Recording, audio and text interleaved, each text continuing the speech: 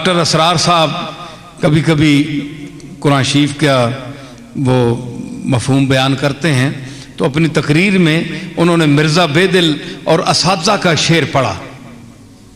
सिर्फ डॉक्टर असरार साहब। देखिए, हम तो काबिलियत और सलाहियत को मानने वाले लोग हैं। अब कोई एतराज़ करे जनाब डॉक्टर असरार साहब आपके हम अकीदा नहीं है तो आप उनकी तारीफ़ क्यों कर रहे हैं, तो मैं इतना बखील नहीं हूं। मुझे बात कहने दीजिए कि जो सलाहियत है किसी की, वो आप देखें कि उन्होंने दो चार शेर ऐसे सूफिया के पढ़े जो ऊंचे दर्जे के सतह के लोग हैं। आजकल कोई नहीं पढ़ता, वो ना किसी को पता है, उलमा को तो हवा भी नहीं लगी। डॉक्टर साहब का फोन पता करके डॉक्टर असरार साहब को मैंने लाहौर फोन किया।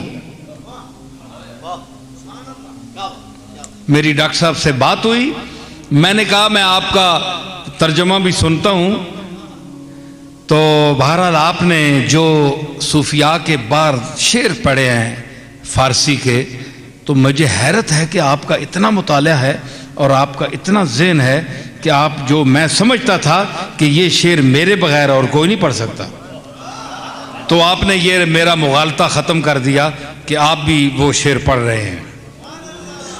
डॉक्टर साहब बड़े खुश हुए, मेरी शायरी की तारीफ़ की कि आप बहुत, बहरहाल उन्होंने जो कोई लफ्ज़ कहा, लेकिन और कोई लफ्ज़ नहीं कहा, इसलिए कि अब जो कुछ मैंने मोहब्बत और इश्क का दर्स दिया है, तो उनका अपना एक फ़लसफ़ा है। उनके ज़ाविया नज़र में ये एक ऐसी चीज़ नहीं है जो ज़रूरी है, बल्कि ये हमारा इख्तिलाफ हो सकता है इसमें, लेकिन ये वो यानी गर्मी है, वो स्पिरिट है जो मैं आपको दे रहा हूं। सूफिया ने हमें दिया, अहमद रजा ने हमें दिया, पीर मेर अली शाह ने हमें दिया, अबू सईद अबुल खैर ने दिया, अल्लामा इकबाल ने दिया।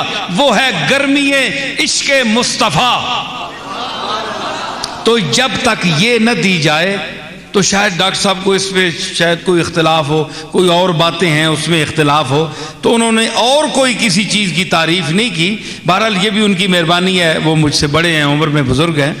तो ये चीज़ जो है ये काबिलियत माननी चाहिए, तो नज़दीक लाना चाहिए इंसान को।